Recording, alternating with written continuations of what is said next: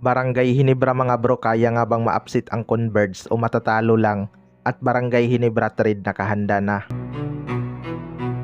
So do or die game na nga para sa Barangay Hinebra laban sa Converge mga bro. Dihado nga sa matchup na to ang Barangay Hinebra dahil may twice to beat advantage ang Converge. Pero marami nga naniniwala mga bro na kayang ma-upset ng Barangay Hinebra ang Converge. Isa kasi sa mga paborito ng Barangay Hinebra ang do or die game dahil dito talaga lumalabas ang kanilang Never See Die spirit. Kapag natalo ang Converge sa unang laban mga bro, siguradong lilipat sa kanila ang pressure. Alam naman natin kapag nagka-momentum ang Barangay Hinebra, tuloy-tuloy talaga ang kanilang panalo. Akala nga ng lahat noon ay hindi papasok ng playoffs ang Barangay Hinebra dahil hindi nga maganda ang kanilang simula sa conference na to. Kaya lang may twice to beat disadvantage nga lang sila tapos hindi pa biro ang kanilang bracket dahil kasama nga nila sa kanilang bracket ang SMB. Literal na dadaan sa butas ng karayom tong Barangay Hinebra mga bro. Magiging problema lang talaga nila dito ang ilalim. Puro kasi undersized big man ang mga backup ni Japit Aguilar kaya expected na mas babad itong si Japit dahil kay Justin Arana. Kailangan ngang pumutok ang mga shooter nitong Barangay Hinebra upang hindi masyadong masikip ang depensa kay Japit Aguilar sa ilalim.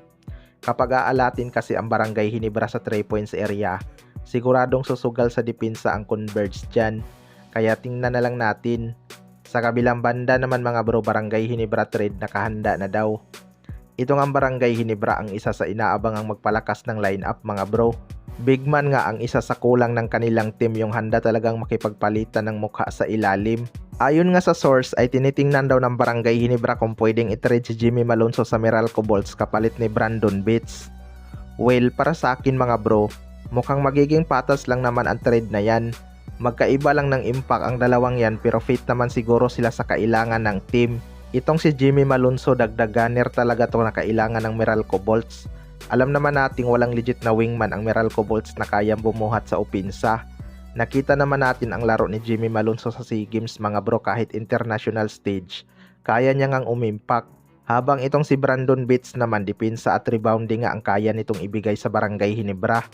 Maganda talaga to pang decoy sa triangle ni Coach Tim Con dahil marami na nga silang scorer. Ganitong tipo ng big man nga ang kanilang kailangan. Wala ka na talagang masasabi dito kay Brandon Bates kung sipag lang sa depensa ang usapan. Hindi niya rin naman kailangan umiscore ng malaki knowing na laging balance ang opensa ng Barangay Hinebra. Mabibigyan talaga to ng maraming drop pass dahil magaling nga pumasa ang mga gwardiya nitong Barangay Hinebra. Magaling nga sa mga pick and roll play itong si Brandon Bates. Kayo mga bro, ano masasabi nyo tungkol dito?